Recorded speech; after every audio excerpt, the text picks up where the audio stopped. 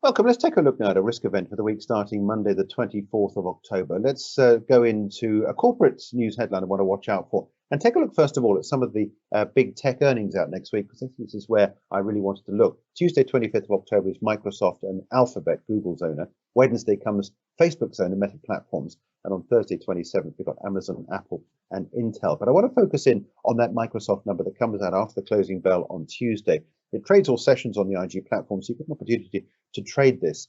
First quarter earnings for the fiscal first quarter, we're looking for $2.30 a share on revenues of 49.82 billion. Now, the big thing about this is how fast the company continues to drive through with its cloud business and what the outlook looks like. It's not necessarily about the first quarter numbers themselves. It's about the outlook for the second and third quarters ahead. Let's take a look at the share price chart and remind ourselves as to where we came from.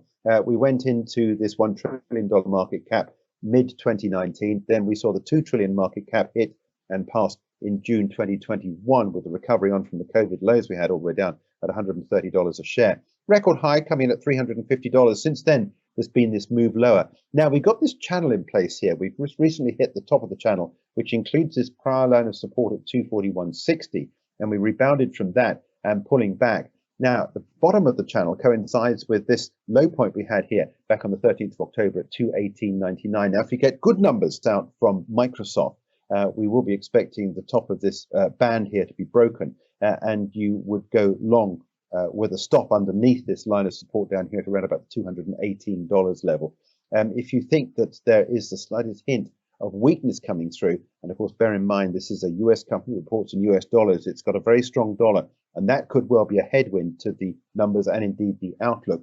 Then you'd be looking at a short trade with your stop above the top line of this falling line of resistance at around about the $245 level with a view to taking it lower. So it does all depend on what the outlook looks like from Microsoft when it reports its earnings after the bell on Tuesday.